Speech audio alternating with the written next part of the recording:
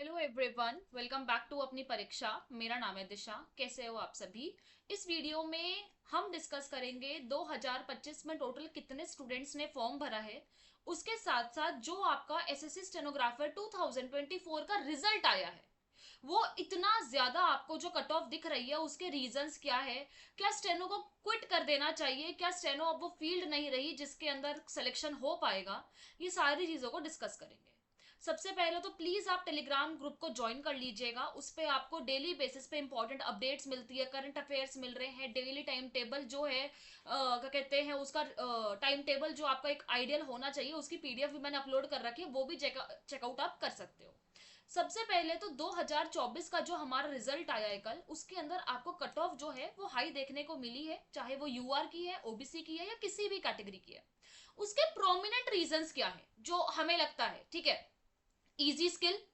कहीं ना कहीं देखो, इंग्लिश वालों का स्किल इजी आया है, हिंदी वालों का मॉडरेट साइड आया है, और इंग्लिश का स्किल क्योंकि सी और डी दोनों का इजी आया था, पर्टिकुलरली सी का ज्यादा ही इजी आ गया था, जिस वजह से ये दिक्कत आई है। प्लस आजकल स्टूडेंट्स के पास बहुत ही ज्यादा बेटर अपॉर्चुनिटीज अवेलेबल है।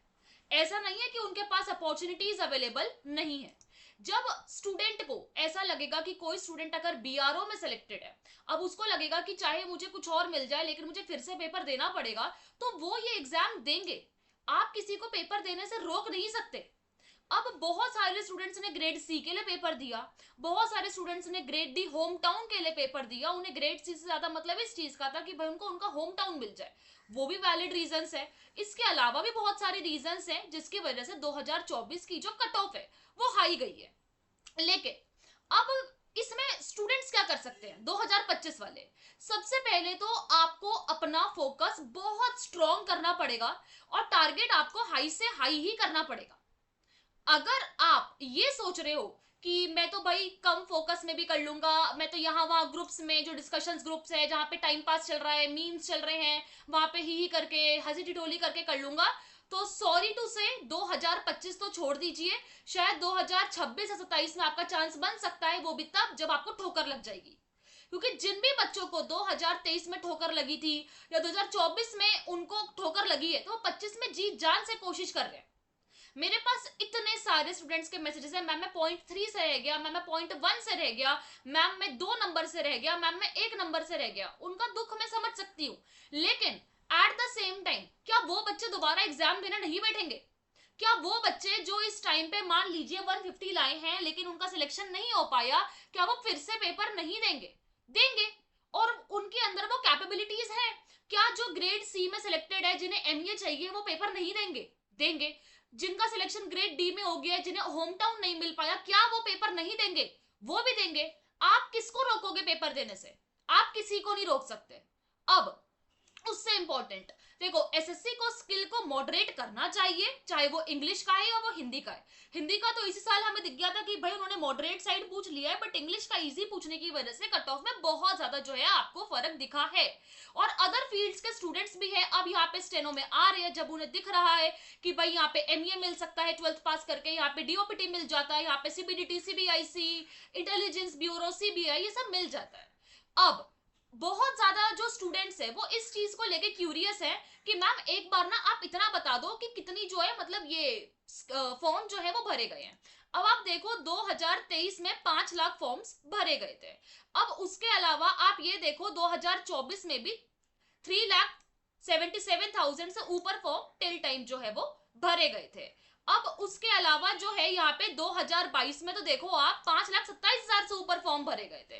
तो ये भी एक चीज है जो हमें देखने को यहाँ पे मिली है। लेकिन अब जो क्वेश्चन उठता है कि 25 में कितने फॉर्म भरे गए हैं?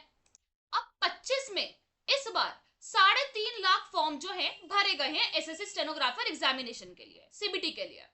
अब देखो, ध्यान से देखना इस बात को कि अभी जो है फॉर्म के बारे में ना सोचते हुए आप सोचिए कंपटीशन के बारे में। अब मैं आपको अगर रियल कंपटीशन के बारे में बताऊं, तो रियल कंपटीशन मैक्स 1 लाख लोगों में ही रहता है। जो एक्स्ट्रा 1 लाख लोग हैं उनमें से किसी को स्किल नहीं आता, किसी का स्किल अच्छा नहीं है, ठीक है, कोई दूसरी मतलब एग्जाम से आया है, सीजीएल में नहीं हो रहा, सीएचएसएल में नहीं हो रहा, वो स्टेनो का फॉर्म भर देते हैं कि देखा जाएगा। इसमें से और जो एक्स्ट्रा 1 लाख लोग जो फॉर्म भरे हैं वो वाले लोग हैं जिनको अभी 26 के लिए प्रिपेयर करना है, पर 25 जो है वो फॉर एक्सपीरियंस दे रहे हैं, फॉर एक्सपीरियंस दे रहे हैं।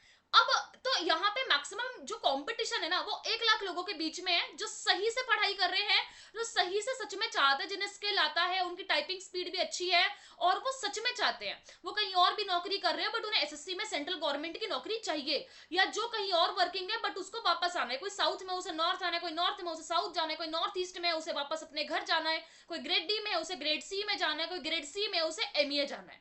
टोटल मिला के 1,20,000 बच्चों के बीच में ही है जो आपका कंपटीशन है।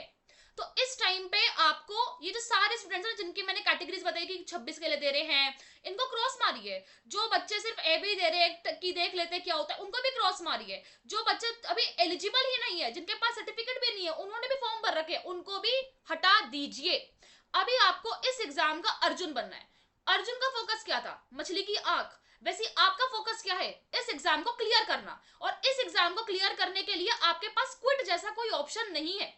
आप चलते चलते चलते इस रास्ते तक आ गए, अब आप चलते चलते जाओगे तो एसएससी का सिलेक्शन भी ले लोगे। अगर आप इतना सा चले और आप क्विट कर दोगे, हो सकता है कि अगले साल आपको रेग्रेट हो और आपको पूरा रास्ता फिर से नापना पड़े। वो रास्ता नापने से बेटर है कि आप क्विट करो ही मत। क्यों?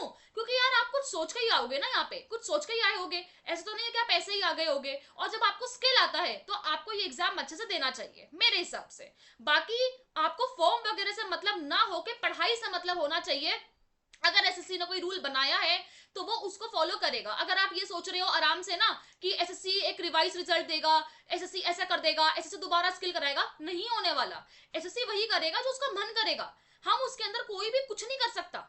अगर आप ये बोल रहे हो ना कि हम यूनिटी बना रहे हैं कि पहले हम स्किल करवा लेंगे, क्या इतने साल से बच्चों ने यूनिटी नहीं बनाई होगी? क्या पहले स्किल हो गया? The answer is no. क्या हम इसके लिए कुछ कर सकते हैं? हम यही कर सकते हैं कि हम और अच्छा पढ़ सकते हैं, हम अच्छा पढ़ सकते हैं और अच्छे मार्क्स ला सकते हैं। अब आप बोलोगे इतना हाई कंपटीशन है, ये है वो है, आपको इस हाई कंपटीशन से डील करना ही होगा, अदरवाइज आपको क्विट करना पड़ेगा। और क्विट एक ऑप्शन नहीं होना चाहिए आपके लिए, ठीक है? क्योंकि इतने सारे बच्चे मतलब बात होती है हमसे, कल एक बच्चे ने गलत स्टेप उठा लिया, अभी वो क्रिटिकल कंडीशन में, मुझे सोच के इतना बुरा लग रहा था कि क्या एग्जाम ही लाइफ है?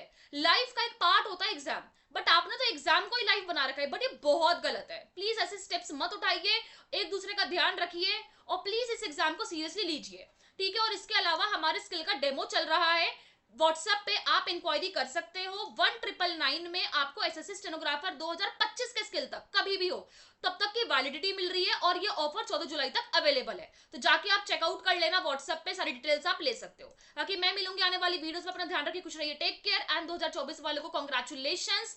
उसके ऊपर भी प्रॉपर्ली कि क्या कट ऑफ गई है किस डिपार्टमेंट की, वो सब डिस्कस करेंगे। 25 वालों को और कुछ गहराई से बताएंगे। बाकी मैं मिलूंगी आने वाली वीडियोस में, अपना ध्यान रखिए, खुश रहिए एंड टेक केयर।